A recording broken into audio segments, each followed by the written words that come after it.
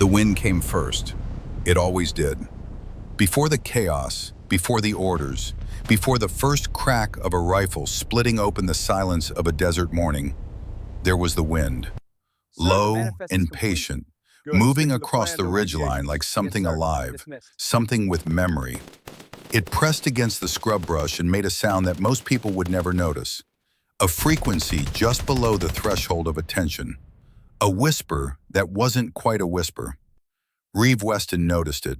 She always had. She was lying flat on a limestone shelf at the top of the world, her small body pressed into the cold rock like she had grown from it. The ghillie suit covered her completely, breaking her silhouette into something organic, something that belonged to the mountain. Her right eye was behind the scope of a Shytac M200. Her left eye was closed. Her breathing was slow and deep and deliberate. The breathing of someone who had made peace with the moment before it arrived. The valley below was disappearing. A wall of sand 3,000 feet high was swallowing the desert whole, erasing the horizon in a bruised curtain of brown and amber. Inside that wall, somewhere on the canyon floor 3 kilometers away, 8 men were about to die, unless she stopped it. She dialed the turret of the Shytac with 2 fingers, feeling the microscopic clicks travel up through her fingertips and into her palm. The crosshairs settled.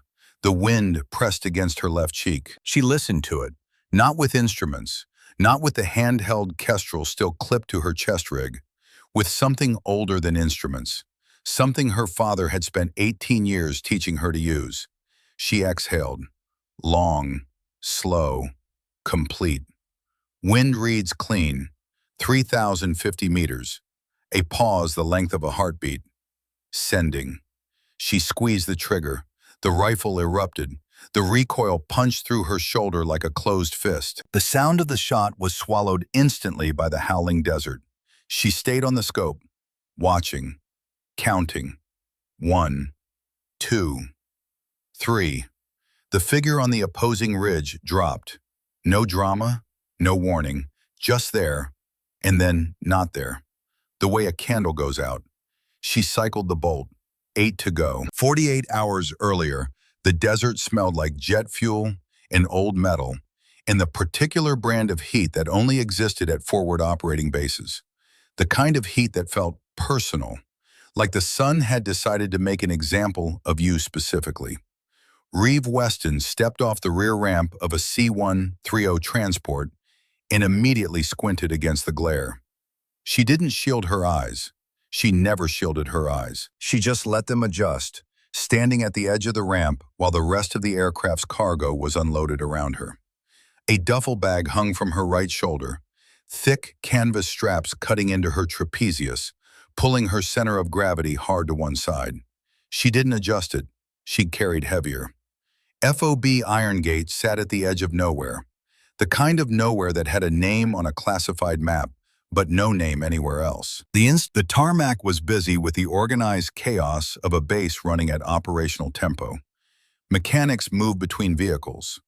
Personnel crossed between structures with the heads-down purpose of people who had too much to do in too little time. No one paid attention to the C-130. No one paid attention to the single figure who stepped off it and stood for a moment in the full weight of the afternoon sun. No one, except the 8 men leaning in the shade of the nearest hangar. They were large in the way that only years of deliberate physical training produced. The kind of large that wasn't bulk, but density. They wore civilian clothes over their tactical gear, the half-dressed look of operators who'd been awake for 30 hours and stopped caring about appearances somewhere around hour 20. Their arms were mapped with tattoos. Their faces were covered in the tactical beards that had become as much a part of the Special Operations uniform as the equipment itself. SEAL Team Bravo, the best trained, most capable direct action unit currently assigned to FOB Iron Gate. They saw Reeve. She saw them see her. She kept walking. The man who spoke first had a voice calibrated for carrying across distances. He didn't lower it. He wasn't trying to be subtle. Subtlety wasn't the point. Is that our support element? A pause, constructed for comedic effect. Command sent us a mascot. Laughter. The specific laughter of men who feel entirely comfortable in their environment. Sharp, effortless, inclusive of everyone except the person it was aimed at. Reeve Weston did not break stride. She had heard this exact laugh in boot camp. She had heard it in sniper school, where she'd finished top of her class and still walked into the graduation briefing to find two male classmates actively arguing that her scores were a clerical error. She had heard it at every deployment prep, every mission briefing, every forward base she had ever set foot on. The laugh was universal. It crossed unit lines and rank structures and geographic locations. It was the laugh that said, "You are here by mistake, and we are waiting for someone to correct it." She crossed the distance to the man at the center of the group with the flat-footed walk of someone who had nothing to prove and therefore didn't waste energy proving it. He was enormous, 6'4", maybe more, eyes like chipped gray stone. His name tape read Harmon. The silver bar on his chest rig read Lieutenant. The way the other 7 men unconsciously oriented toward him read something more complex than rank. Reeve stopped in front of him. She had to tilt her head back to meet his eyes. She did it without hesitation. "Specialist Reeve Weston," she said, "attached scout sniper for the upcoming operation." She extended her orders with her right hand. The silence that followed had texture. She felt it against her skin like the heat off the tarmac. Harmon took the papers. He read them slowly. Not the speed of a man absorbing information, the speed of a man performing disbelief for an audience. He flipped pages with the deliberate pace of someone who had already decided the ending and was simply taking his time arriving there. Then he looked back down at her. His gaze moved from her boots to the top of her helmet, which was a half size too large and sat fractionally crooked on her head. He took in her height, 5 feet 1 inch. Her weight, 122 pounds soaking wet with full kit. Her face, which was young and controlled and gave away nothing. "You're the sniper," he said. It wasn't a question. It was the verbal equivalent of the same file drop, an acknowledgement delivered with exactly enough inflection to function as an insult. Command said they were sending support. He paused, searching. "Not a doll." The voice came from behind him. Kowalski, Sergeant Rex Kowalski, the team's heavy weapons specialist, who was the size of a refrigerator and had a voice to match. He said it without looking up from the barrel he was cleaning. Casual, taxonomic, like naming a species. "They sent us a doll."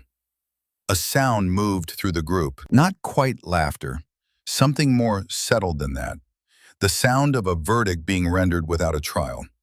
Harmon let the paper drop the last 2 inches to her hand. She caught it. "My qualification scores are in the file, Lieutenant," she said. "I don't care about scores on a paper target, Weston." He crossed his arms. The gesture was not aggressive. It was dismissive, which was worse. "We hump 80-pound rucksacks 20 clicks into bad country. We move." "Fine." She felt. "Copy that, Lieutenant," she said to no one but the wind. She walked toward the barracks. Her shadow stretched long and thin across the baked earth behind her. Inside the Tactical Operations Center, the temperature dropped 20 degrees, and the world turned into maps. The TOC was a large canvas structure reinforced with aluminum framing, humming with the refrigerated air of 3 industrial cooling units working against the Arizona heat. Screens covered the north wall. She was foot patrol, 3 clicks south. We enter Diablo Canyon at 0200 hours. Target compound is set against the eastern canyon wall. Rapid entry, secure the HVT, extract before sunrise. The team nodded. It was standard. Clean, direct, vertical. The kind of plan that looked elegant on a map. Reeve looked at the contour lines. She looked at the elevation gradients on either side of the proposed route. She traced the proposed path with her finger without touching the screen. It's a natural amphitheater. Anyone with a firing position on either ridge has unobstructed sight lines into the entire approach corridor. If you take contact down there, there's no cover. The boulders on the canyon floor provide concealment, not protection. Rounds will penetrate. We move under darkness, Harmon said. Thermal advantage. And we have drone assets on station for close air support. Reeve pulled out her Kestrel weather meter from her chest rig. She didn't ask permission. She set it on the table and pointed to the readout. Meteorological forecast for the next 12 hours shows a high probability of haboob formation. If the storm arrives during your insertion window, air assets are grounded. Thermal imaging becomes significantly degraded in high particulate conditions. You would be navigating blind in a valley, while the opposing terrain holds every tactically significant high point. For a moment, the room was quiet in a different way than it had been before. Not dismissive quiet, listening quiet. She felt it, the brief opening, the space where data was doing what data was supposed to do. Then Kowalski's hand came down on the table, weight shifting onto it, his large frame casually filling the space in front of the display. He wasn't looking at her, he was looking at the map, but she could no longer see it clearly, and they both knew that was the point. She withdrew her hand slowly. There is an overwatch position here. She pointed to the eastern ridge, to the jagged peak she had identified the moment she first saw the terrain. Hill 3050. If I insert early and climb to that ridgeline, I can provide coverage of the entire approach corridor and the target compound, even if the weather turns, even if air support is grounded. I have a clean line of sight to every significant fire position in the valley. Harmon set the marker down. He walked around the table toward her, stopping at a distance that required her to look up. This is a direct action raid, he said. Speed and violence of action. I don't need a support sniper on a solo hiking expedition 3 kilometers off my axis of advance. I'm not asking for support, she said. I'm offering to clear your path. Your job, he said, and his voice dropped to the specific register that meant conversation over, is to trail the formation, cover our 6, and stay out of the way. If I need a long gun, I'll ask for it. He held her gaze for a moment longer than necessary. Until then, your luggage. Copy? The tent went entirely silent. Reeve held his eyes. She didn't break them first. She didn't look down. She looked at the map one more time, at Hill 3050 sitting above the canyon like a watchtower no one was bothering to occupy.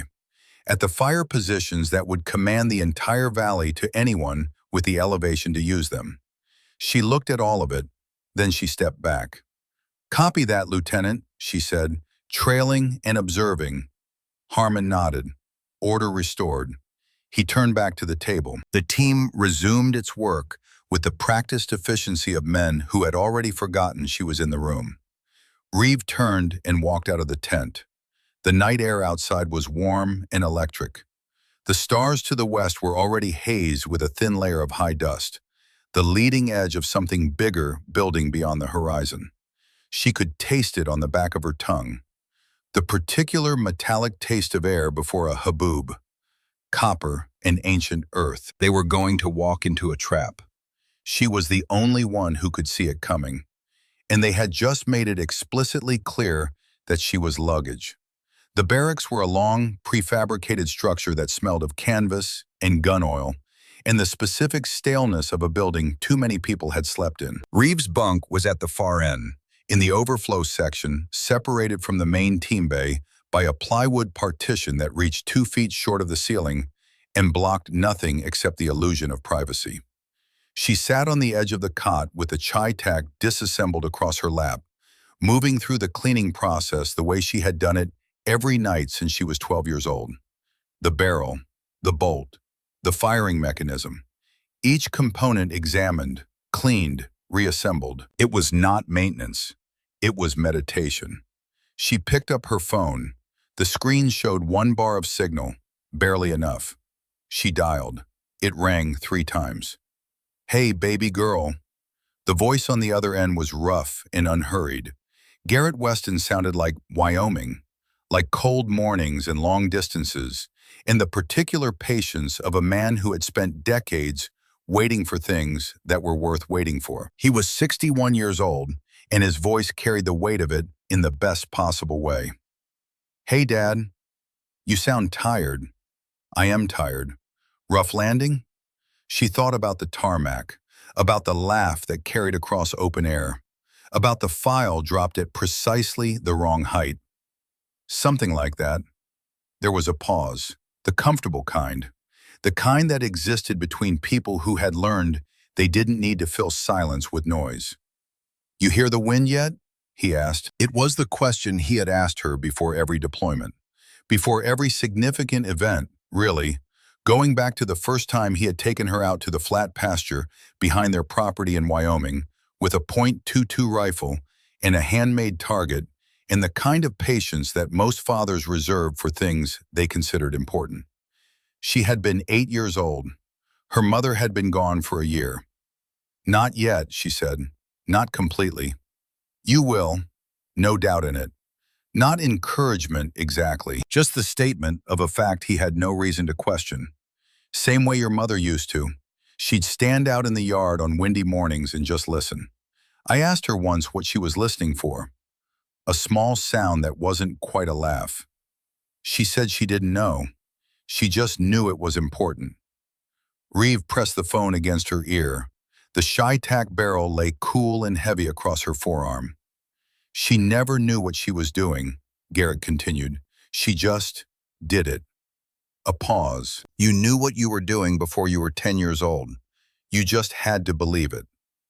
After the call ended, Reeve sat in the dark for a long time. The generator outside hummed.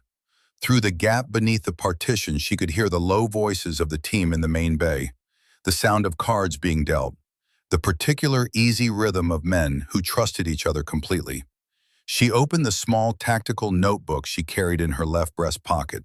She turned to the last page, wrote a single line, the way she had written single lines before other missions, other mountains, other moments when the outcome was genuinely uncertain. "They see 5 feet 1. I see 3,050 meters." She closed the notebook, checked the Chi-Tac one final time, set her alarm for 0330, closed her eyes. In the main team bay, after the card game broke up and the lights went low, Corpsman Dex Callum sat alone at the small field desk near the door. The rest of the team was asleep, or close to it. He had Weston's personnel file open in front of him. He had pulled it during the briefing, quietly, while Harmon was still drawing red lines on the canyon map. He read through the scores section slowly. Sniper school, first in class. Margin over the second-place finisher, significant. Range qualification at 2,800 meters, clean. Wind variable testing, a set of notations that the evaluating instructor had circled and added 2 words to in the margin. Exceptional. Verify. The follow-up verification score was higher. Callum sat back in his chair. He looked at the plywood partition that separated the overflow section from the main bay. He thought about the woman on the other side of it. 122 pounds, 5 feet 1 inch, carrying a rifle that weighed 35 pounds before optics and ammunition. He had not laughed on the tarmac. He had come close. The reflex was social, not malicious, and it was hard to override. But something had stopped him. The way she walked, maybe? The way she didn't look at them when she heard it. Not because she was hurt, because she had already accounted for it and moved past it. Like a sniper accounting for wind drift. You don't stop the wind. You aim for where the bullet needs to be after the wind has done its work. He closed the file. He said nothing to anyone. Not then. But he remembered. They moved out at 0400. The dark was complete, the stars invisible behind a thickening haze, and the air had taken on the charged, metallic quality that Reeve had tasted the night before. The haboob was building. Not arriving, not yet. Building. The way a wave builds before it breaks. Harmon set the pace immediately. It was not a patrol pace. It was a statement. Long strides, ground-eating and relentless. The movement of men who were physically capable of sustaining this speed across difficult terrain and wanted everyone to know it. Reeve took her position at the rear of the column, drag position, the slowest part of the formation on paper, the most exposed in reality. She was covering their tracks, watching their six, fulfilling the role she had been assigned with the specific deliberateness of someone who intended to fulfill every role she was assigned to its fullest extent and beyond. The terrain was broken limestone and loose shale, the kind of surface that punished inattention with rolled ankles and punished weight distribution errors with falls. The shy tack on her back was not just weight, it was geometry. Its length changed her center of gravity, altered the way she had to navigate every incline and technical step. Add the body armor and water and survival kit, and she was moving with nearly 70% of her body weight. Her thighs burned at the 20-minute mark. Her lungs were processing the dry, particulate heavy air like they were breathing through a filter. The straps of her ruck cut into her trapezius muscles with a patient, grinding persistence that she knew from experience would become numbness and then become something she stopped noticing. She did not slow down. Kowalski was ahead of her, his massive frame moving with the effortless power of a man built for exactly this. At the 40-minute mark, he paused on a scree slope, looked back, and watched her struggle for purchase on the loose stone, the barrel of the shy tack catching on a low scrub branch. "Heavy load," he said, his voice carrying the specific tone of something that sounded practical, but wasn't. He extended a hand toward the rifle. "Let me take the cannon. You look like you're about to snap." It was not an offer. It was a test. If she accepted, she ceased to be a soldier and became a passenger. She became the thing they already believed she was. Reeves' hand came up and pushed his away. Sharp, decisive. The sound of it was like a dry twig snapping in cold air. "Touch my weapon and you lose a finger," she said. Her voice was quiet and completely without ambiguity. "I carry my own kills." Kowalski blinked. He had not expected that particular quality of response. He held his hands up in brief mock surrender and turned back to the slope. The smirk was gone. Reeve adjusted her footing, drove her boots into the gravel, and pushed herself upward. The anger was better than the exhaustion. She burned it like fuel. They crested the ridge as the last light was dying in the west, and what Reeves saw there stopped something inside her with cold finality. The western horizon was gone. Where the sky should have met the earth, there was instead a wall. A solid, churning curtain of suspended earth, thousands of feet high, moving across the desert with the unhurried certainty of something that had been moving across deserts for 10,000 years, and would be moving across them long after everyone standing on this ridge was dust. The Haboob. Not a probability, not a forecast, a wall. She pulled her kestrel from her rig. The barometric pressure was dropping fast. Wind was already building at their elevation, gusting against the exposed ridgeline in hot, abrasive waves. She scanned the ground near their position automatically, the forensic habit of someone trained to read landscapes. Near a jagged limestone outcrop to her left, she stopped. The natural pattern of the desert floor, its random scatter of stone and wind-smooth sand, was interrupted. In the sheltered lee of the rock, where the wind had not yet erased the evidence, there was a depression in the hard-packed crust. Tire tracks. She crouched, ran one gloved fingertip along the edge of the impression. The walls of the track were sharp, not weathered, not eroded by wind or time, fresh. The tread pattern was wide and deep, not civilian, not the narrow tracks of a pickup running guns through a backcountry corridor.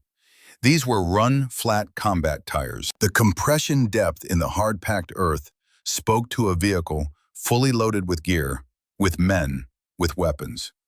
She scanned wider without moving, overlapping impressions, multiple vehicles, 3, maybe 4, all moving on the same heading, toward the ridgeline above Diablo Canyon. "Lieutenant," she didn't call over the radio. He was 15 feet away. She called it into the open air with a specific tone that meant, "This is not a question." Harmon stopped. turned, walked back to her with the studied patience of a man who had already decided the category this interruption belonged to. He looked at what she was pointing at. Smuggling corridor, he said. Guns or product. Local operators in old Soviet trucks. Doesn't indicate the target is compromised. 3 to 4 vehicles, fully loaded, less than 2 hours ago. She kept her voice level, clinical, data, not argument, moving directly toward the high ground above our insertion route. If they're setting a prepared position above the canyon, then our drone assets would have flagged heat signatures before the weather shut them down. Harmon straightened. He checked his watch. We're burning time. We go low. We go fast. We're out before sunrise. If those vehicles are on the ridge above us, negative. The word landed like something solid, final. Into the valley, double time. He turned and signaled the team forward. They descended without hesitation. 8 men moving with the confidence of people who had never yet been wrong in a way they couldn't survive. Reeves stood on the ridge. The wind pressed against her from the west, hot and electric and carrying the copper taste of what was coming. She looked at the descending team. She looked at the tire tracks. She looked west at the wall consuming the sky. Then she looked east.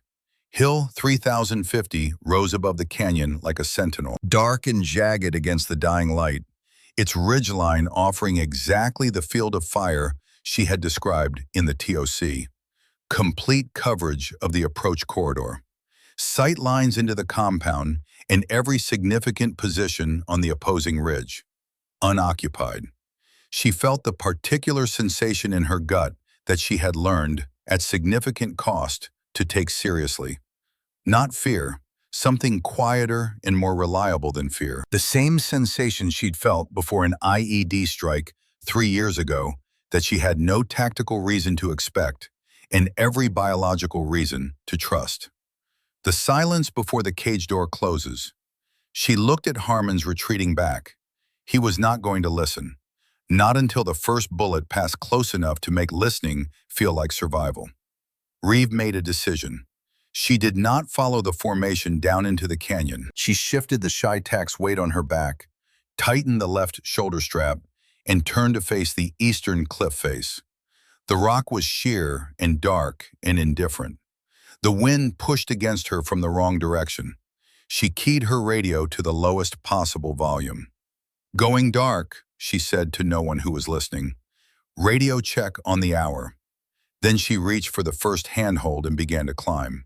One small shadow separating from the formation, moving upward as the rest of the world moved down, moving toward the dark as the storm consumed the light. The mountain didn't care about her rank. It didn't care about her height. It only respected her grip. The rock face did not welcome her. It did not reject her either. It simply existed, indifferent and absolute, presenting its vertical surface to anyone foolish enough to attempt it with the same blank patience it had offered to wind and rain in time for 10,000 years. The limestone was cold under her gloves, colder than the air, and it had the particular texture of old stone that had been shaped by forces operating on geological timescales rather than human ones. Sharp where it had fractured, smooth where water had moved across it in centuries past. Completely uninterested in whether Reeve Weston lived or died on its surface. She found the first hold with her left hand, a crack in the face roughly 3 inches wide and 2 inches deep, enough for the first 2 knuckles. She tested it. Solid. She found the first foothold with her right boot, a narrow ledge of projecting stone 6 inches above the canyon floor. She shifted her weight onto it. She began to climb. Harmon's voice arrived in her earpiece almost immediately. She had expected it. She had not turned the radio off because cutting communication entirely was a different category of decision, one that moved from tactical insubordination towards something that could follow her out of the desert and into a courtroom. She kept the volume low enough that his words were shapes rather than content. The anger in them was legible regardless. She did not acknowledge. She climbed. The ShyTac M200 was strapped across her back in its drag bag, barrel down, the weight of it distributed across both shoulders and her lower back by a rigging system she had modified over 3 deployments to sit as close to her center of gravity as possible. In flat terrain, it worked well. On a vertical surface, it was a different calculation entirely. The rifle shifted with every upward lunge, its mass pulling her backward, away from the rock face, demanding compensation from muscles that were already operating at their limit after 40 minutes of hard patrol. She compensated. She had no other option. At 80 feet, the shale became looser. A band of younger rock layered over the ancient limestone, less consolidated, prone to fracturing under pressure. She tested each hold twice before trusting it. Her progress slowed. The wind, which had been building steadily since they crested the ridge, found the cliff face and began to use it as an amplifier. It came across the exposed face in irregular gusts, each one pushing against her back with enough force to require active counterbalancing. At 140 feet, her right boot dislodged a section of shale the size of a dinner plate. She heard it fall. The sound of it descending was surprisingly long.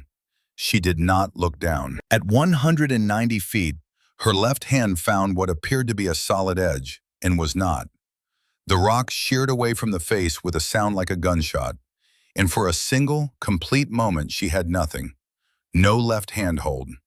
Her weight transferred entirely to her right hand, 3 fingers jammed into a crack barely deep enough to hold them, and the full load of her body and her rifle pulling her away from the mountain with patient, merciless insistence. She did not fall, but the decision not to fall was not passive. It was active, immediate, and executed in the fraction of a second between losing the hold and losing the wall entirely. Her right arm absorbed the weight, while her left hand swept across the rock face in a controlled arc, searching, fingertips reading the surface.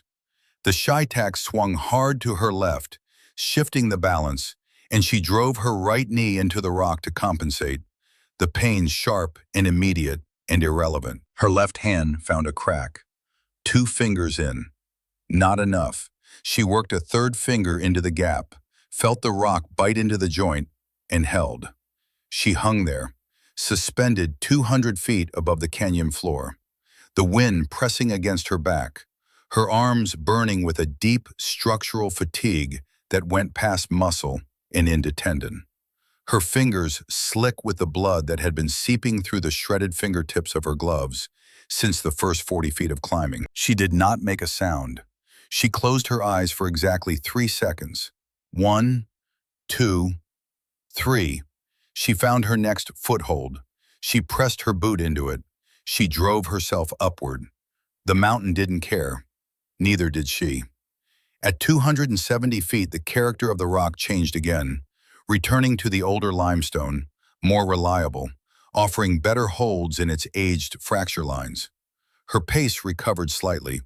The wind remained constant, a physical presence rather than a variable, something she had stopped fighting and started working around. At 300 feet, she allowed herself a single glance upward. The top of the cliff was approximately 40 feet above her, a jagged line against a sky that had turned the color of a deep bruise. The haboob was close, not arriving. Here, the air around her was changing texture, the clean, dry heat of the desert afternoon being replaced by something heavier, grittier, carrying the first suspended particles of the wall that was rolling toward them from the west. The stars to the southwest were already gone. The last pale light of the dying day was being consumed from below, the horizon rising as the storm rose. She climbed the last 40 feet in silence, broken only by the sound of her own breathing and the increasingly violent gusts that came across the face in irregular pulses. Her forearms were beyond burning. They had entered the territory of pure mechanical function, operating on the structural strength of bone and connective tissue, because the muscular system had long since run past its comfortable range. She pulled herself over the final lip of the ridge and collapsed onto the flat surface of the summit plateau. She lay there, face down on cold limestone, breathing. For perhaps 30 seconds, she allowed herself to simply be a body that had survived something difficult.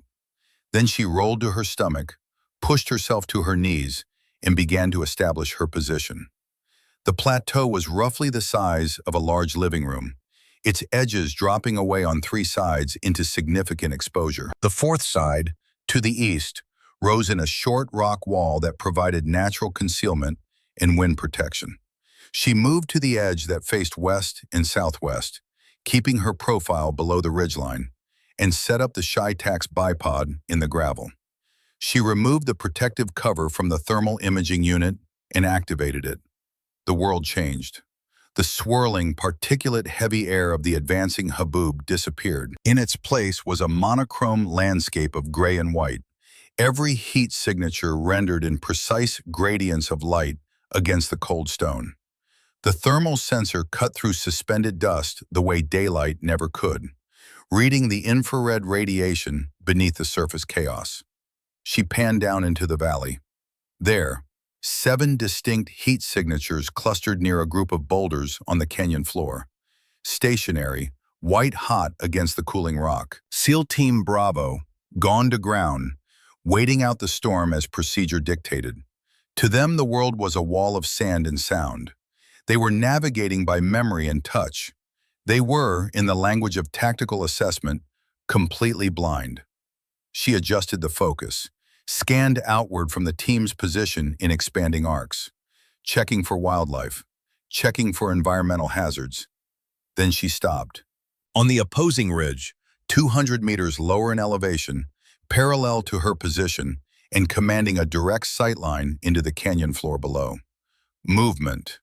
Not the erratic drift of tumbleweeds in moving air, not the heat shimmer of sun-warmed rock releasing its stored warmth into the cooling evening.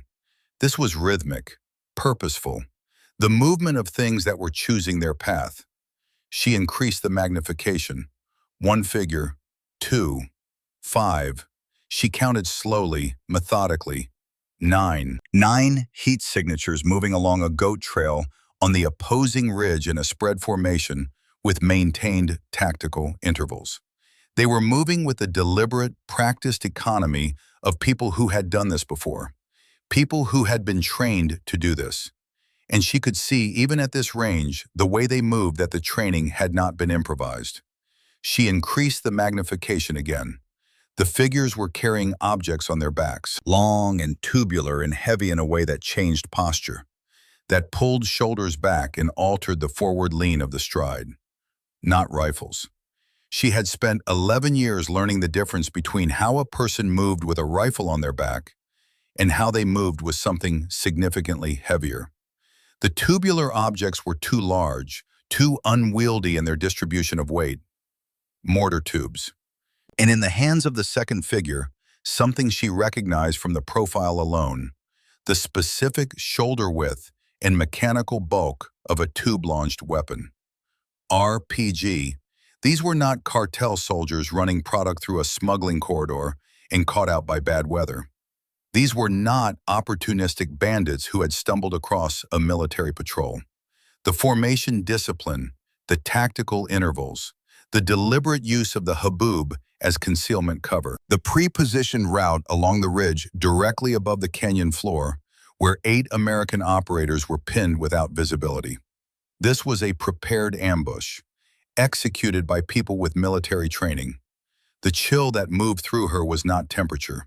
It was the specific recognition of a scenario she had analyzed in the TOC 2 hours ago, mapped out with her finger on a projected terrain display, while a large man blocked her view and a lieutenant told her she was luggage. She reached for her radio. Her hand was trembling slightly, not from fear, from the specific physiological response of a person whose pattern recognition has just completed a calculation with a bad answer. Alpha 1, this is Overwatch. She kept her voice as level as she could make it, pitching it to cut through the static she could already hear building in the channel. Break, break. Multiple contacts maneuvering your east flank. Elevation plus 200, approximately 400 meters from your position. They are moving with crew-served weapons. Static. A wall of white noise, dense and complete. The ionization of the haboob was scattering the radio signal the way it scattered light. The suspended particles of the storm acting as interference across every frequency simultaneously. Lieutenant Harmon, ambush is imminent. Move your team. Nothing but the hiss of the atmosphere burning itself. Through the scope, she watched the opposing ridge team stop moving. They had reached their position. Through the thermal imaging, she watched the unmistakable process of emplacement, of crew-served weapons being set up on their firing platforms with the practiced efficiency of people who had done it many times. The circular heat bloom of a mortar base plate being seated against the stone. The adjustment of the tube angle. The heat signature of a figure moving to the rear of the position with the careful, deliberate posture of someone handling a mortar round. They were ready. 8 meters and 40 seconds from delivering ordnance into a confined canyon depression where SEAL Team Bravo had no cover that would survive a direct mortar impact. The shockwave alone in that rocky bowl would be catastrophic. The fragmentation from the canyon walls would make the primary blast seem gentle. Reeve looked at the range data on her scope. 3,050 meters. She looked at the windage indicator. The haboob was pushing air across the valley in irregular gusts ranging from 30 to 50 knots.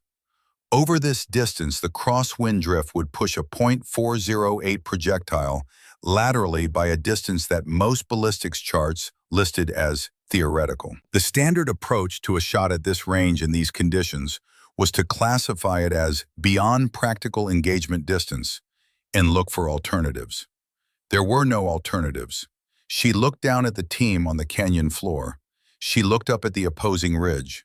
She looked at the figure with the mortar round, whose posture was shifting, weight transferring forward, the specific movement of someone preparing to drop a projectile down a tube. She closed her eyes, not in surrender, in calibration.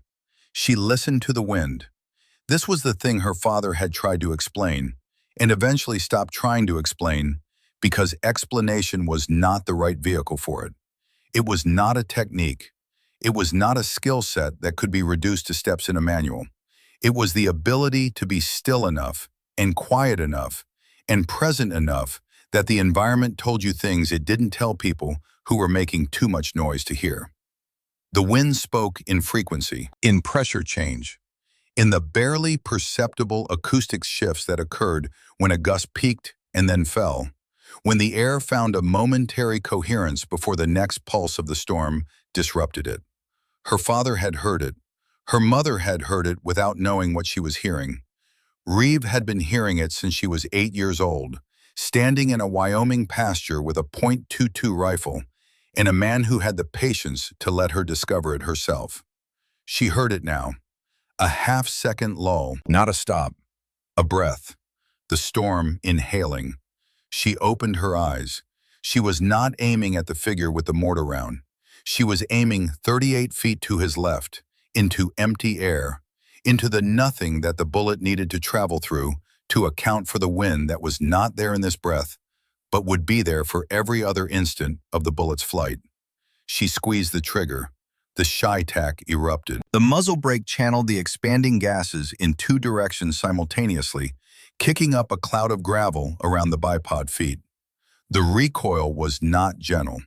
It found the bruising in her shoulder from the climb and drove into it with blunt, specific force. She stayed on the scope through the recoil cycle. 1 second. The bullet was 200 meters downrange, its rotation stabilizing, its supersonic tip cutting through the first layers of suspended particulate matter. 2 seconds, 1,500 meters. The crosswind was hitting the projectile, pushing it, fighting the drift compensation she had dialed into the turrets. The bullet was beginning its long arc of descent, velocity bleeding at the precise rate calculated by physics and accounted for by elevation adjustment. 3 seconds. 2,800 meters. The valley floor was below. The canyon walls were below. The bullet was crossing the thermal layer between warm and cold air, a transition that would add a fractional degree of deflection that she had accounted for. 3.8 seconds. Through the scope, the thermal image of the figure on the opposing ridge moved, not in response to sound.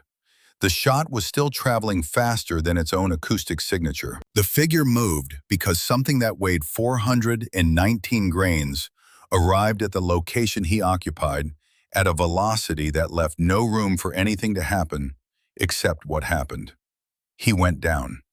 Not backward, not dramatically. He simply ceased to be upright. The mortar round fell from his hands, tumbling away from the firing position, harmless. Reeves cycled the bolt. The empty casing ejected with a crisp, metallic sound that was immediately swallowed by the wind. She settled back into the stock. 1 down, she said to no one. 8 to go. Down in the canyon, Lieutenant Cole Harmon was pressed flat against the stone of the boulder cluster, his left shoulder on fire where a ricocheted round had punched through the outer edge of his deltoid and exited clean. His left arm was functional, but unreliable, responding to commands with a half-second delay that told him the nerve was involved. The suppression fire from the ridge had been immediate and overwhelming. It had come without warning, from an elevation advantage that negated their thermal capability in the storm, from positions that offered no return fire solutions from the canyon floor. Within 60 seconds of first contact, his team was fragmented, each man isolated behind whatever cover was closest, unable to move, unable to coordinate. He had been in bad positions before. This one was different. This one had the particular geometry of a trap that had been set before he arrived. That had been designed around the route he had chosen, the timing he had established, the tactical decisions he had made in a TOC 4 hours ago, while dismissing the one voice in the room that had described this exact scenario. The tire tracks. He lay behind the boulder with his hand pressed against the exit wound in his shoulder, the blood warm against his palm, and felt the specific quality of a realization that arrived too late to be anything but a lesson. She had told him. She had stood in the talk with her finger pointed at the canyon map and described what was going to happen. She had used the word kill box. She had outlined the fire positions, the restricted movement corridors, the way air support would be stripped by weather, the way thermal advantage would invert in storm conditions. He had called her luggage. He tried the radio. The static was dense and almost complete, the haboob's ionization turning the communication channel into white noise. He keyed the microphone in rhythmic bursts rather than voice. 2 clicks. Pause. 2 clicks. The universal signal for a unit that was listening but could not transmit clearly. Intelligent static. A request. Then something happened. On the ridge above him, to his east, a figure appeared briefly on a ledge and then collapsed backward. There was no sound of a shot from his position or from any member of his team. The angle of impact was wrong for a canyon floor shooter. The figure simply dropped, the way things dropped when kinetic energy arrived from a direction and at a velocity that left no transition period between upright and not. He raised his night vision monocular with his good arm. The image was grainy and green, degraded by the particulate in the air. On the opposing ridge, a second figure dropped. Same absence of warning, same finality. The angle of the impacts was steep, too steep for a canyon floor position. Whoever was shooting was not below. They were above, and to his east. His head turned slowly toward the jagged, dark mass of Hill 3050, rising above the valley on his eastern side, its summit invisible in the swirling brown-gray of the storm. A peak he had looked at in the briefing room and dismissed as a solo hiking expedition 3 kilometers off his axis. He breathed. The name arrived in his mouth without ceremony. Hartwell, he said. The word tasted like copper and recalibration and something harder to name. He had sent her to trail the formation. She had climbed a cliff face in a haboob with a 35-pound rifle on her back and was shooting from a position he had told her was inaccessible. While he was pinned in the trap she had predicted, she had not waited for permission. She had not waited for an apology. She had simply gone and done the thing that needed doing because it was the thing that needed doing. And the mountain had not cared about her gender or her size or her rank any more than the wind cared which direction was inconvenient. He keyed the mic. 3,000 meters above, barely audible through the static, Reeve heard the rhythmic clicks in her earpiece. Intelligent, deliberate. She responded with a single transmission, flat and clinical, the voice of a tactical asset that had assessed the situation and arrived at a plan. Enemy regrouping north of your position. East flank is open. Move to the 3 o'clock ridge. I will clear the path. A pause. She watched through the thermal scope as the heat signatures of the SEAL team held still for 4 seconds. She watched Harmon process the instruction. She watched the weight of his pride move through him like weather. And then she watched him make the decision that the situation required. Copy, Overwatch, he said. His voice had changed, not weakened, recalibrated. Moving east. They broke cover and ran. A figure on the opposing ridge rose from behind a scrub line, a K raised, the thermal bloom of it clear and bright in Reeve's scope, tracking toward the exposed back of Kowalski, who was running with his SAW at low ready. She did not think about it. The trigger broke. The gunman dropped before the first shot reached his intended target. Clear, she said into the radio. Move! She cycled the bolt. She found the next target. She fired. The rhythm of it was mechanical, not cold. She would not understand until later that it had not been cold, that the absence of emotional noise during execution was not the same as the absence of feeling. But in the moment it was clean and functional, the body doing what it had been trained to do at a level below conscious decision-making, while the conscious mind managed elevation and windage and sequential target prioritization. Shot 5. Shot 6, shot 7, each kill pressing the opposing team further into fragmentation, stripping their ability to coordinate, reducing the ambush from a prepared tactical operation to a collection of frightened individuals looking for exits. The team reached the eastern ridge. For a moment she allowed herself a half-breath of something that was not quite relief. 8 signatures in new covered positions. Better geometry, defensible ground. The immediate threat had shifted. Then the sound arrived. She heard it before she saw it in the scope. The engine of something very large and very powerful being pushed at high speed across broken terrain. The mechanical roar of it moved through the canyon acoustics in a way that made her chest resonate. She swung the scope north. The vehicle emerged from the haboob like something prehistoric. A Toyota Land Cruiser with the roof cut away, an up-armored chassis that had been modified so many times it barely resembled the civilian vehicle it had started as. Mounted on the bed, a DSHK heavy machine gun, its barrel traversing as the gunner adjusted to the new position of the team on the eastern ridge. Technical. The vehicle was accelerating, not slowing to engage from distance. Closing. The driver was using speed as force multiplication, the rolling mass of the armored vehicle as a weapon in itself, and the DSHK barrel was swinging to bear on the position where Harmon's team had just taken cover. Her hand moved to the magazine pouch before the tactical assessment was fully completed. Muscle memory driving the action while the brain caught up. Her fingers found the cartridge she was looking for by its tip, which was different from the standard rounds. Harder, silver gray rather than copper, armor-piercing incendiary, 1 round.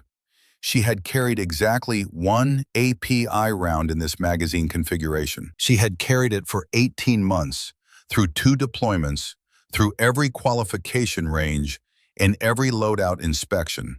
The way a person carries the thing they know they might eventually need without ever hoping they need it.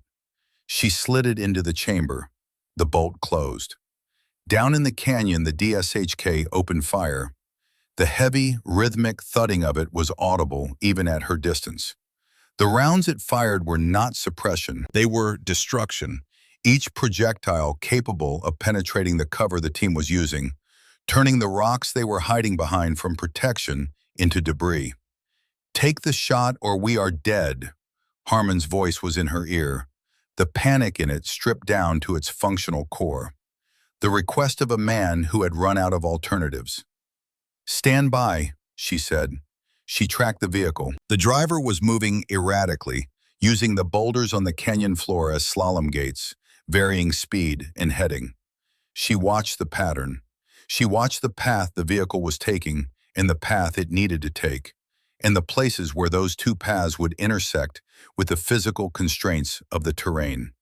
There was a gap between two rock formations, narrow enough that the vehicle would have to straighten its approach to thread it. The driver would brake slightly, bringing the nose down, correcting the wheel. A fraction of a second of reduced lateral movement. She did not aim at the vehicle. She aimed at the gap.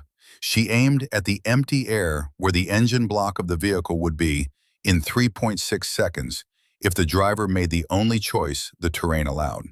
She breathed out. She squeezed. The API round left the barrel at the same velocity as every other round, but it was going somewhere that no other round she had ever fired had been going. It was going to a place that did not yet exist, to intercept something that had not yet arrived there, guided by nothing except the calculations she had made and the stillness she had been trained to hold. 1 second. 2 seconds. The vehicle entered the gap. The nose dropped as the driver braked. 3 seconds. The DSHK swung to bear on the team's position. 3.6 seconds. The API round struck the engine block of the Toyota at a velocity sufficient to punch through the radiator, shatter the cast iron engine housing, and introduce an incendiary element to the fuel system in the same instant.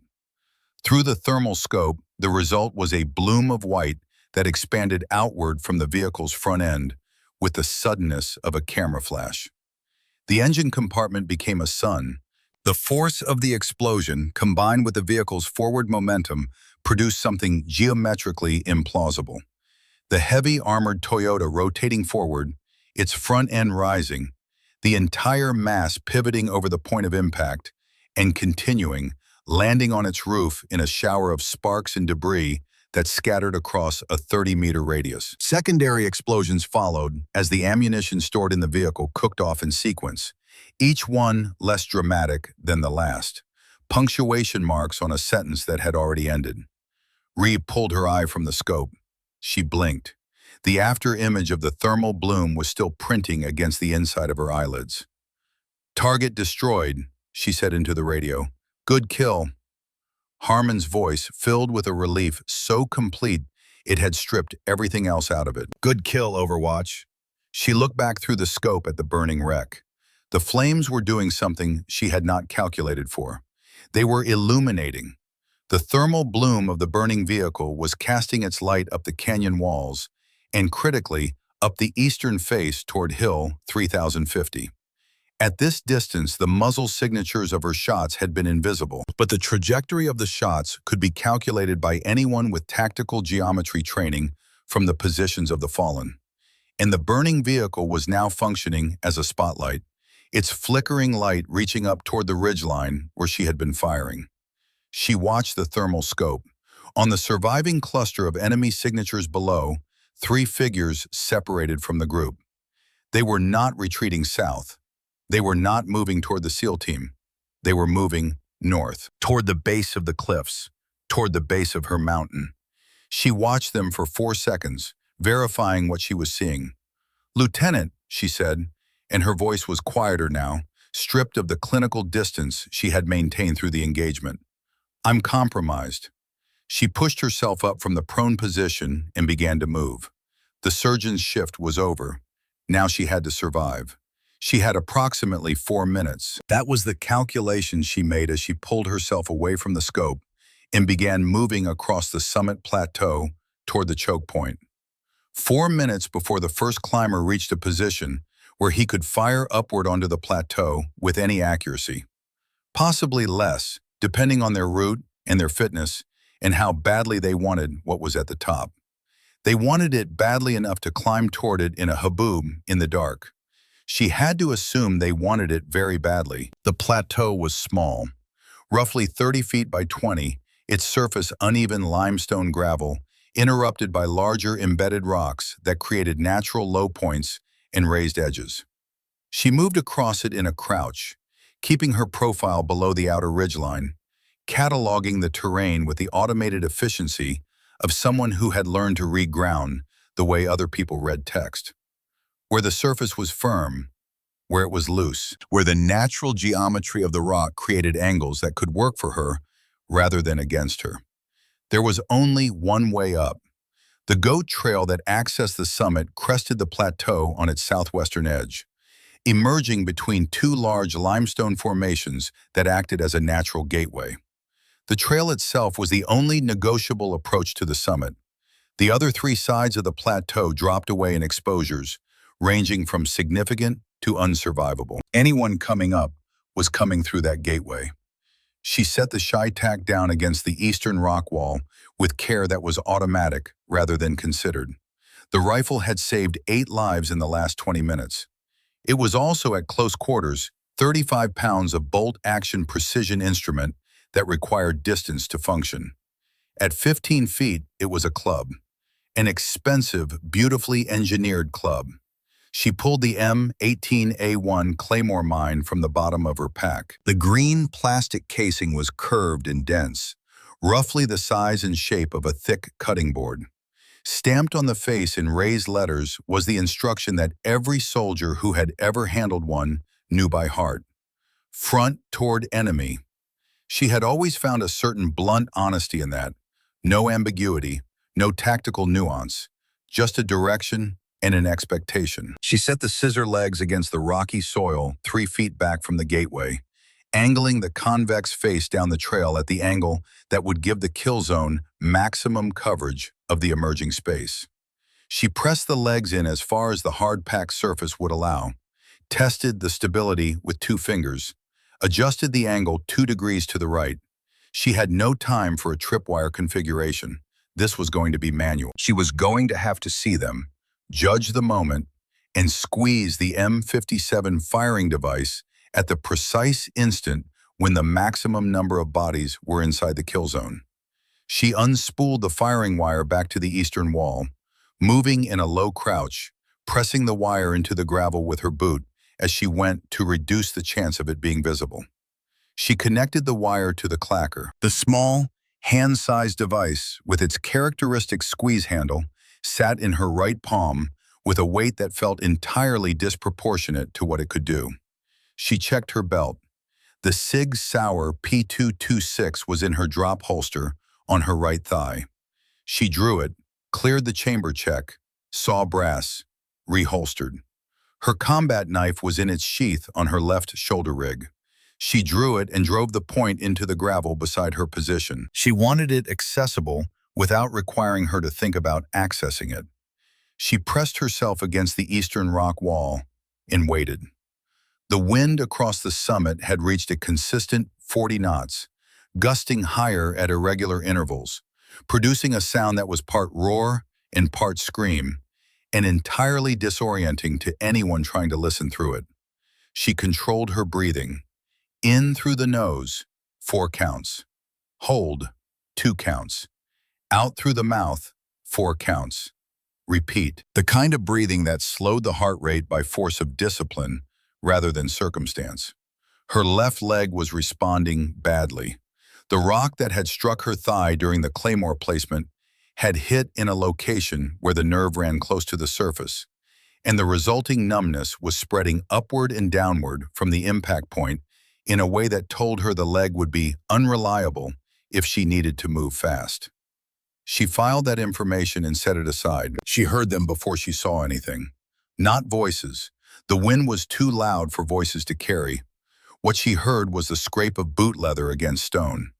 The specific sound of a weighted footstep on a surface that wasn't quite stable, searching for purchase. Then the controlled exhalation of someone who had been climbing for several minutes at altitude and was managing their oxygen carefully. These were not panicked men scrambling up a cliff face. They were moving with discipline. A hand appeared over the southwestern lip of the plateau. Thick fingers gripping the edge, testing it, then the forearm, then the shoulder and the head wrapped in a dark shemagh, eyes scanning the plateau in a single sweeping motion. He found her immediately. She was 10 feet away, pressed against the eastern wall, the clacker in her right hand and the sig in her left, watching him with a specific quality of attention that had no performance in it at all. He registered her size. He registered that she was alone. He registered the absence of the team he had presumably expected. His eyes moved to the claymore, which was 3 feet in front of him, and she watched him recognize what it was. For one complete second, he was perfectly still. He began to raise the AK-47. He called back over his shoulder, one sharp word in a language she didn't speak, and she heard the response from below the lip. 2 voices, both close. He stepped fully onto the plateau to clear the gateway for the men behind him. She squeezed the clacker 3 times. Click, click, click. The claymore discharged. The sound of it was not an explosion in the conventional sense, although it was that too. It was a pressure event. 700 steel ball bearings traveling at 4,000 feet per second in a 60-degree arc, released simultaneously, the overpressure wave preceding the fragmentation by a fraction of a second and arriving at every surface within 30 feet as a physical blow. The concussive force hit her against the rock wall like a flat hand, hard and total, driving the air from her lungs and pressing her into the stone. The sound arrived and then was gone, replaced by a ringing that occupied the entire frequency range of her hearing and left no room for anything else. The gateway was gone. The claymore's discharge had struck the 2 large limestone formations flanking the trail entrance at their base, and the overpressure, combined with the pre-existing instability of the outer cliff edge, had done something she had not specifically planned for, but had understood was possible. The edge of the plateau had given way. 40 feet of outer ridgeline, loosened by the blast, had separated from the mountain and fallen. The goat trail was gone. The first climber was gone. The 2 men behind him were gone. Reeve sat against the eastern wall with her ears ringing and her vision strobing at the edges and took stock. The plateau was smaller now. The southwestern corner was simply absent, a new cliff edge standing where the gateway had been, dropping away into the swirling brown darkness of the storm below. She had sealed the only way up. She had also sealed the only way down. Her hearing was returning in fragments, the ringing giving way to a high-pitched static that was slowly resolving into the sound of the wind. She ran her left hand across her face. It came away with a mixture of dust and blood from a gash across her cheekbone where flying limestone had found her. Her right thigh, where the claymore's overpressure had driven her leg against the wall, was adding a new layer of damage to the existing nerve injury. She sat still for a moment. Then she remembered there had been 4. She had counted 4 heat signatures separating from the main group below. 3 had come up the goat trail. She had not tracked the 4th. The eastern rock formation that formed her position anchor had blocked that thermal angle completely. A blind spot she had noted and then discounted because the face it concealed was vertical and smooth, and she had classified it as unclimbable. She had classified it the same way Harmon had classified Hill 3050. She had assumed. The sound came from her right, from the eastern wall that she had been pressing her back against, not from below it or above it, from the top of it, from the short rock formation that she had identified as natural cover and concealment and had been using as her position anchor for the last 8 minutes. A boot appeared on top of the wall, then a leg, then the rest of a man who had climbed the eastern face, the face she had looked at and classified as unclimbable, and was now pulling himself over the edge directly above her with an AK-47 across his chest, and the specific expression of someone who has arrived somewhere unexpected. He was 6 feet away. She brought the SIG up and fired twice. The shots were close enough together to sound like one. At 6 feet, in the dark, with a secondary weapon she had fired thousands of rounds through, the margin of error was 0, and she used none of it. He came off the wall and did not rise. The silence after the shots was different from the silence that had preceded them. Reeve lowered the SIG. Her left arm dropped to her side. She sat against the eastern wall that no longer felt like cover and looked at the new cliff edge where the southwestern corner of the plateau had been. And she felt the particular exhaustion of a body that has been operating beyond sustainable parameters for longer than it had resources to cover. She was alive. The path down was gone. She keyed her radio. The signal was still degraded but improving as the Haboob's main body moved east, its electrical interference moving with it. "Lieutenant," she said. Her voice came out rougher than she intended, the resonance of the Claymore's overpressure still resident in her chest. "Compromised.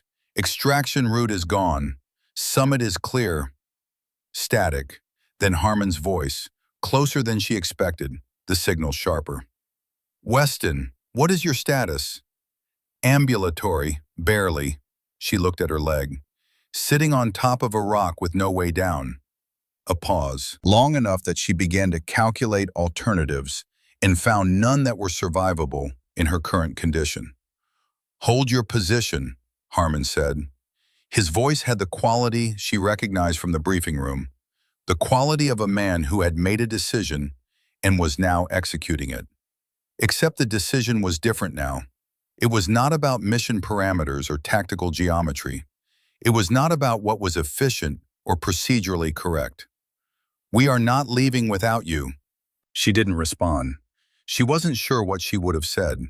She pressed herself to the new edge of the plateau, lying flat, looking down into the canyon. The burning wreck of the Technical was still producing light below, its flames casting long, wavering shadows up the canyon walls. And there, at the base of the valley's extraction point, the dark shape of something that was growing, taking on mass and dimension as it descended from the southwest. The Black Hawk. Its running lights were off. It moved through the dying Haboob with the careful, precise movements of a pilot navigating on instruments, feeling for the canyon floor with sensors rather than sight. The rotor wash pushed the suspended dust outward in a slow ring as it descended. She watched the team converge on the extraction point, 8 signatures moving from covered positions toward the landing zone with the coordinated efficiency of people who had rehearsed this. She watched them reach the flat hardpack. She watched the helicopters settle toward the ground. She watched them stop. They were not boarding. 8 men standing in a defensive perimeter at the base of the valley, facing outward, weapons up. The helicopter was on the ground and no one was getting in. They were waiting. Then she saw the light, a single point of burning orange rising from the extraction point, arcing upward toward the eastern cliffs in a long, slow parabola, leaving a trail of smoke and sparks that the wind tore apart almost immediately. A flare. Not the kind you fired to mark a landing zone for a pilot who already knew where to land. The kind you fired when you needed something else entirely to see you. It reached the height of the cliff face and burned there against the brown sky for 4 seconds before the current took it east, and it faded into nothing. She had not been signaling them. They had been signaling her. Something shifted in her chest that she did not have immediate vocabulary for. She had spent 11 years in environments where she was tolerated or doubted or dismissed or actively excluded. She had built her entire professional identity on the understanding that the only currency that mattered was performance, and that performance would never be enough for certain people, regardless of its quality, and that the correct response to this was to perform anyway and withhold the expectation of recognition. To need nothing from anyone in a uniform, to make herself an island of one and fortify it well. 8 men standing in an extraction zone in the dying edge of a Haboob, refusing to board a helicopter, firing a flare at a cliff face to tell one person on top of it that they were not leaving. It turned out the island had a shore. She had just never let anyone close enough to find it. She looked at the scree slope. It descended from the base of the plateau's northern edge in a long, steep pitch of loose shale and fractured limestone, the kind of surface that was dangerous to walk on, even slowly, and nearly unsurvivable to descend at speed. The pitch was approximately 50 degrees. The vertical drop before it leveled was close to 500 feet. The surface was entirely loose material, nothing compacted, nothing anchored. She looked at it for a long time. Her father had told her once, on a Wyoming winter morning when she was 14, and had refused to come down off a frozen hillside because she couldn't find a safe route, that the difference between a problem and an obstacle was mostly a matter of perspective and the willingness to redefine what safe meant in context. She had thought he was being philosophical. He had been being practical. She tightened every strap on her pack. The chai tack was secured against her back with every attachment point closed. She checked the SIG, safed it, holstered it. She found the largest flat piece of limestone on what remained of the plateau surface. Roughly 2 feet by 18 inches, its underside smooth where it had been a floor section before the blast had lifted it. She picked it up and held it against her chest. She stood at the top of the scree slope. She looked down 500 feet of loose rock in darkness, and the particular variety of gravity that did not negotiate. She thought about the wind. She thought about her father standing in a Wyoming pasture with the specific patience of a man who understood that some things could only be taught by stepping back and letting them happen.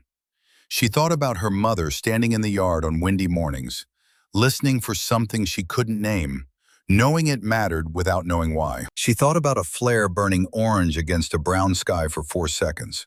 She stepped off. The first second was pure fall. The loose surface provided no resistance to the initial impact, absorbing her weight and releasing it instantly, and she was moving before she had consciously committed to the motion. The limestone slab under her boots acted as a ski, spreading her weight across a larger surface area than her boots alone would have covered, distributing the pressure that would otherwise have driven her feet through the loose material and stopped her violently. She was not descending the slope. She was surfing it.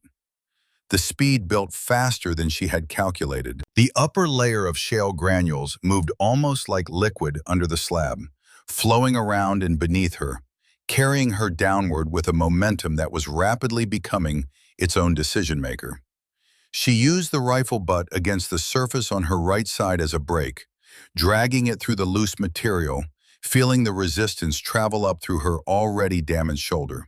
She used her left heel in pulses, digging in and releasing, steering rather than stopping. Dust billowed around her in a personal storm.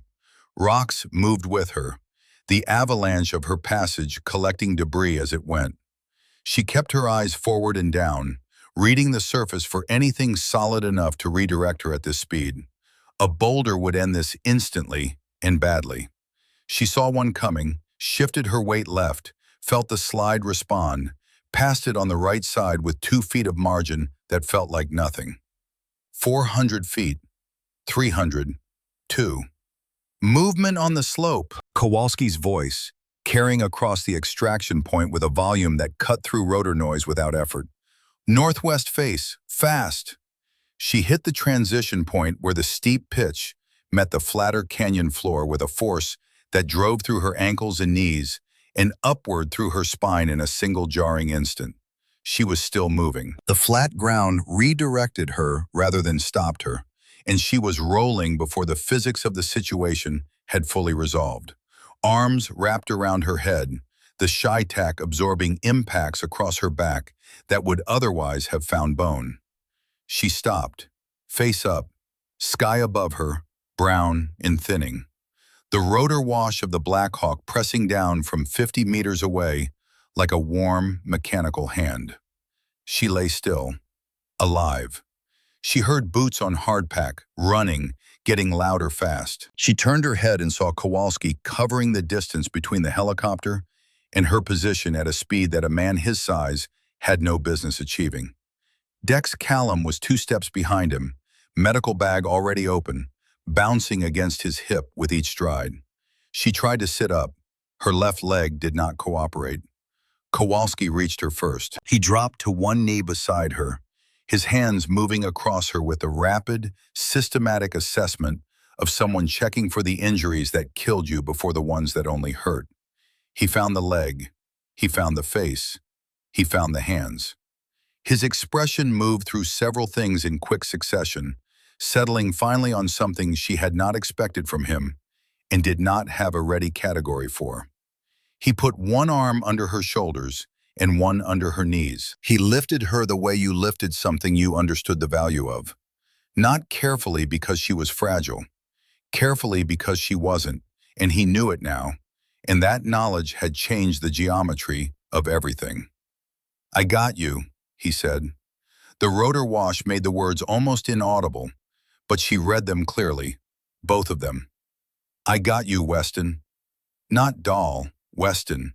She didn't have the energy to mark it in the moment. She filed it somewhere close to the surface, where she would find it later, and let him carry her.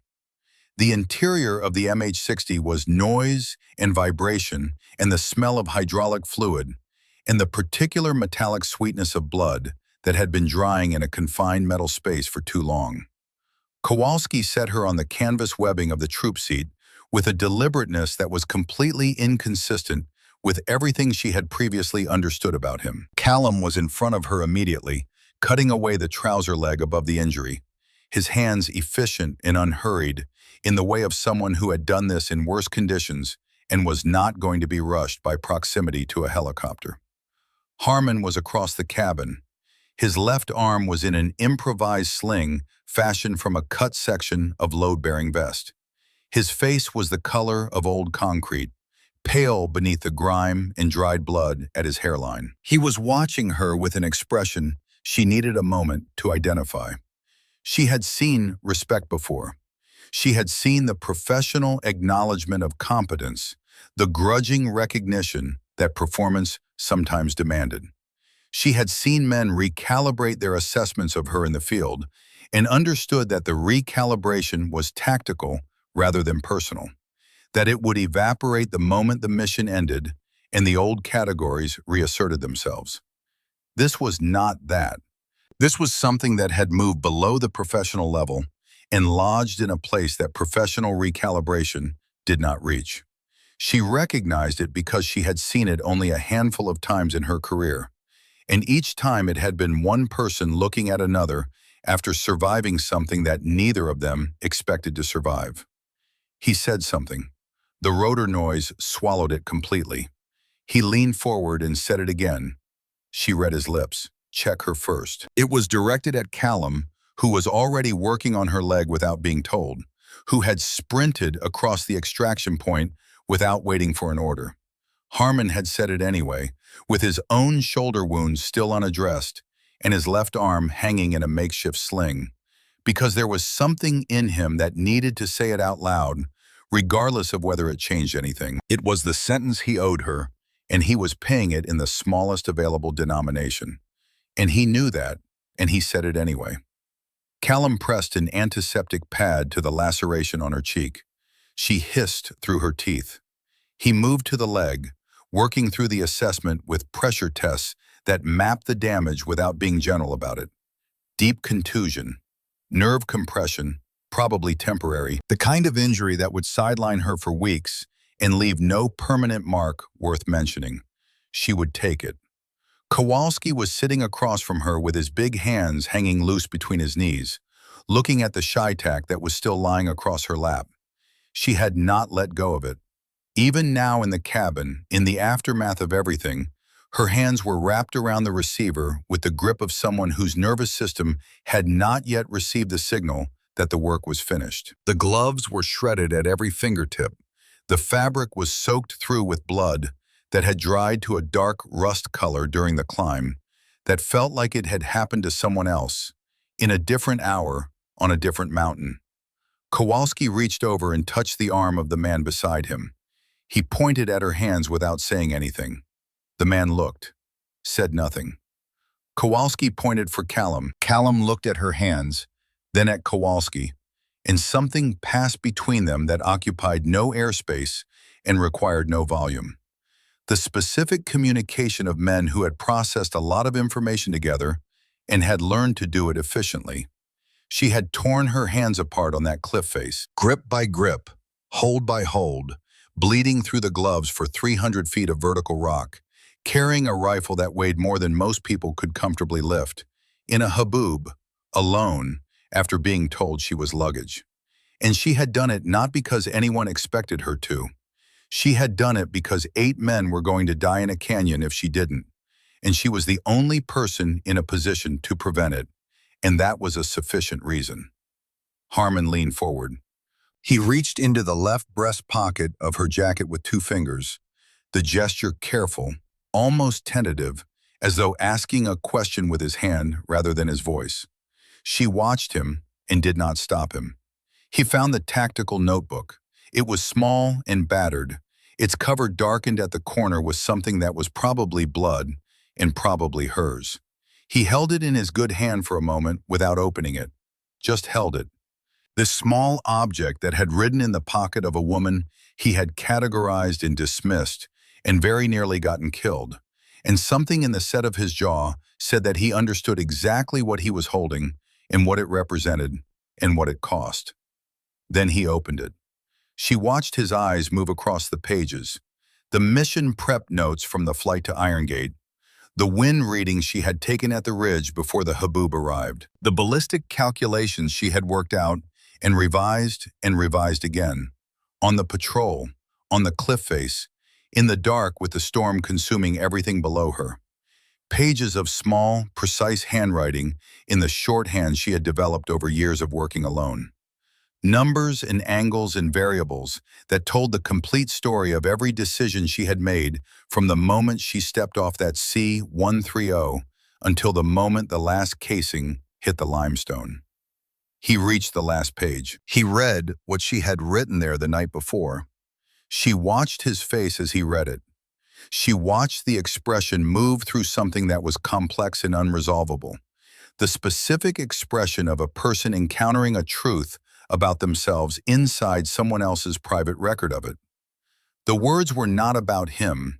They had not been written for him, but they described the distance between what he had seen and what had actually been there. And he understood that, and the understanding cost him something visible. Then he turned to the blank page. He found the pen on his shoulder strap, uncapped it with his teeth, held the notebook against his knee. He wrote slowly, with the deliberateness of a man choosing each word not for how it sounded, but for whether it was accurate, whether it was true, whether it was the thing that actually needed to be said rather than the thing that was easier. He closed the notebook. He held it out to her. She took it, looked at what he had written on the blank page behind the last entry. She came back. She was right. Harmon. 7 words, no decoration, no qualification. The sentence that acknowledged everything without performing the acknowledgement, that said what had happened and attributed it correctly and put his name on it in ink that would not wash out. She looked at him for a long moment. He held her eyes with the steadiness of a man who had decided to stop looking away from things that were uncomfortable to see. It had cost him something to get there. She could see the cost. She did not discount it. She closed the notebook and put it back in her pocket. The Black Hawk banked left, climbing out of the canyon into the clearing sky above the haboob's eastern trailing edge. Through the small porthole she could see the storm below, the vast brown expanse of it moving eastward across the desert floor, already beginning to thin where it was running out of momentum. The canyon was disappearing beneath them. The burning technical was a small orange point in the darkness below, growing smaller. She looked at her hands. Slowly, with the careful attention of someone relearning the sequence, she loosened her grip on the Shitak. She set the rifle across her knees. She checked the safety with her thumb. She closed her eyes. The counselor's name was Patricia Home, and her office in Tucson smelled of recycled air and the particular institutional calm of a room where difficult things were regularly said and somehow survived. She was 53, with reading glasses on a chain, and 20 years of practice at sitting across from people who had done things that required professional help to metabolize. Reeve sat across from her 3 weeks after Diablo Canyon, her left leg extended to accommodate the healing, The scar line on her cheek reduced to something that was already becoming part of her face, rather than a wound on it. She slept better than she had the first week. The first week, she had not slept in any meaningful sense. She had lain on the bunk in Irongate's medical bay and closed her eyes and found that closing her eyes was not rest, because closing her eyes produced the thermal scope and the white heat signatures collapsing one after another, and the arithmetic of what she had done rendered in its most clinical terms. 9. A distance, a time of flight, repeated until the sequence lost its edges and became something she could carry without it cutting her. She had not broken, but she had bent in ways she was still measuring, and measuring them here, in this chair, across from this woman with the reading glasses and the 20 years, was part of how the bending became something other than permanent. "Do you regret it?" Holm asked. Reeve looked out the window. Blue sky, high, thin clouds, two pigeons on a light pole who had no investment in her answer. "I regret they made it necessary," she said. Holm wrote something. Reeve had stopped trying to read it. It wasn't for her. "The men who dismissed you," Holm said, "do you feel differently about them now?" Reeve was quiet for a moment. She thought about the flare, the arc of it rising from the extraction point, burning orange against the brown sky for 4 seconds before the wind took it. She thought about Kowalski's hands, large and careful, and the word he had chosen when the other word would have been easier. She thought about the notebook and the 7 words written on the blank page, and what it had cost Harmon to write them, without making them sound like anything other than what they were. She thought about Callum, who had read her file the night before the mission, who had not laughed on the tarmac, who had said nothing to anyone and remembered everything, who had been the one to fire the flare. She had not known that until Harmon told her in the helicopter. Callum had not mentioned it. She was coming to understand that he was not the kind of person who mentioned things like that. "People are capable of more than the first thing they show you," she said. It was not forgiveness exactly.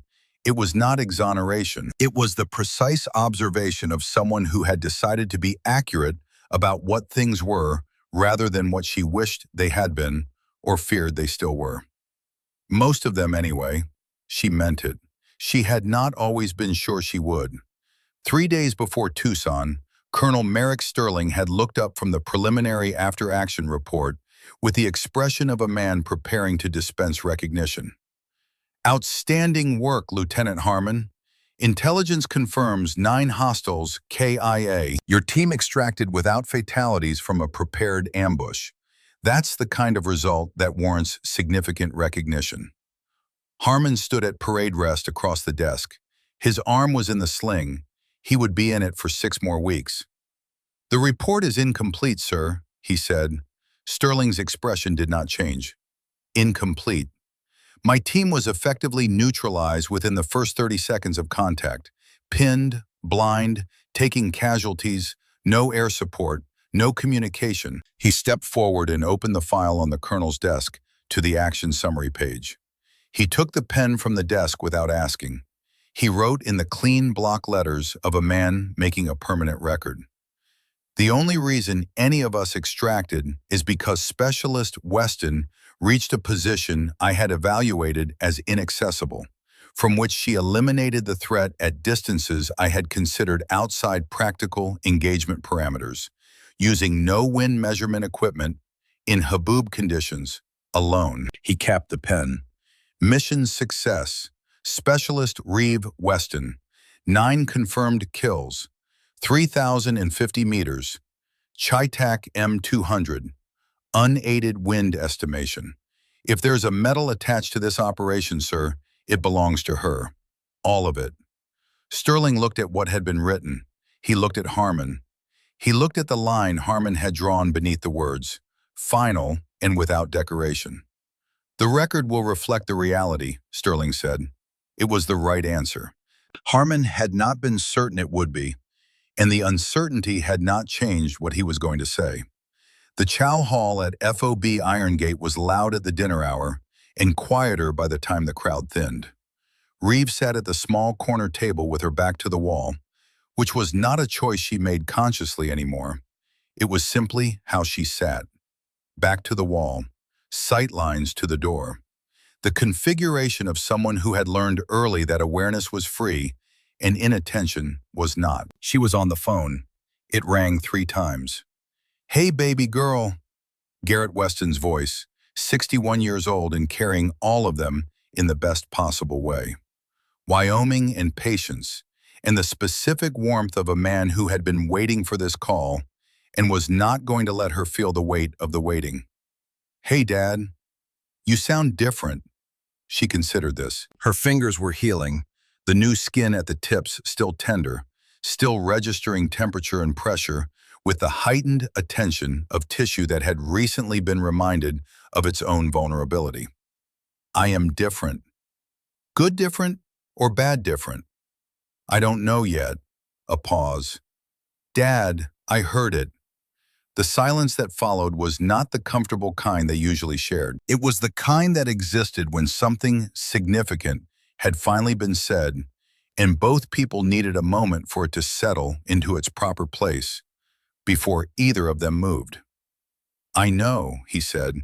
His voice was rough at its edges in a way it wasn't usually. "I know you did. You were right about Mom. She would have been proud of you." A pause that was full rather than empty. "I'm proud of you." She was still holding that when the door opened across the chow hall. SEAL Team Bravo came in with the particular synchronized weight of a unit that moved together even in civilian space, even cleaned up and in PT gear, even 3 days removed from the worst night most of them had probably experienced. They had the slightly unfocused quality of men who had slept the deep animal sleep of people who survived something significant and were still metabolizing the fact of it. She watched them over the phone without moving her head. They always took the center table. It was an unspoken arrangement, the kind of arrangement that didn't need to be spoken because everyone in the room already understood it. The center table was where Team Bravo sat because they were Team Bravo, and the room organized itself around that understanding without requiring discussion. Harmon walked past the center table. He walked to her corner. He set his tray down on the table directly opposite her. He did not ask. He pulled out the metal chair and sat, his large frame settling into the small space with the deliberateness of a man executing a decision he had already fully made. The scrape of the chair on the floor was loud enough to turn heads. Then Kowalski. His tray landed next to Harmon's with a clatter he made no attempt to moderate. He dragged a chair from the adjacent empty table and dropped into it with the comfortable confidence of someone claiming territory that was already his. Then Callum. He set his tray down without drama, the way a man sat when he had made his decision the night before and was simply following through on it now. He had been the one to fire the flare, standing at the extraction point in the dying Haboob with the team around him, choosing to send light upward toward a cliff face rather than a landing zone. She had not known that until Harmon told her on the helicopter. Callum had not mentioned it. He was not. She was understanding more clearly by the moment, the kind of person who mentioned things like that. He would simply do the thing that needed doing, quietly, and let it speak for itself. She recognized that. Then the rest of them, one by one, pulling chairs from wherever chairs were available, dragging them across the floor with a collective noise that had long since abandoned any pretense of discretion and become something else entirely. Something deliberate, something that was making a statement in the oldest possible language. The language of where you put your body in a room and who you put it next to, and whether you do it in a way that other people can see. The chow hall noticed. It could not notice. An officer at an enlisted specialist's corner table. A SEAL team arranged around a support attachment in the room's least prominent position. The social geometry of it was sufficiently outside normal parameters that conversations paused, heads turned, assessments were made, and then, one by one, people turned back to their own meals and filed what they had seen in the category of things that were self-explanatory. Kowalski opened a carton of milk. He looked across the table at Reeve with the expression of a man who had chosen his words carefully and was now delivering them in the least complicated form available. "Pass the salt, Weston," he said. The names sat in the air between them. Not doll, not mascot, not sweetheart or luggage, or the 100 small categorizations that had been applied to her across the years, with the casual confidence of people who believed they were simply describing what they observed. All of those words had been about who they thought she was before they knew anything about her. Weston was her name, her actual name, said by a man who had spent 2 days using something else, said now with the weight of someone who understood the difference and was making the choice publicly and without qualification. She looked at Harmon. He was looking at his food with the settled attention of a man who had said what needed saying in the ways that mattered and was done with performance. He had written in her notebook. He had rewritten the mission record in ink on the colonel's desk. He had walked to her table in front of everyone in this room. He was finished with gestures. He was eating dinner. She picked up the salt shaker. She slid it across the table to Kowalski. "Here," she said. Around her the conversation started, the way it always started when the silence had done its necessary work. Slowly, and then with its own momentum. Callum said something to the man beside him. Someone at the far end made a comment she didn't catch. Harmon looked up and responded to something with a half-smile that reached the corner of his eyes. The expression of a man who was present in the room rather than managing it. She ate. She was in the conversation without being the center of it.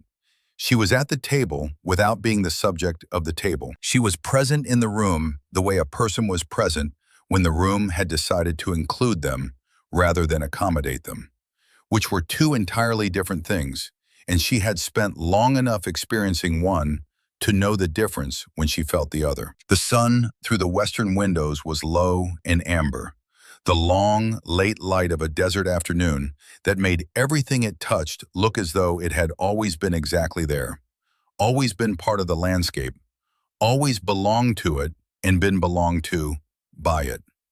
It crossed the floor in long diagonal bands and reached the far wall.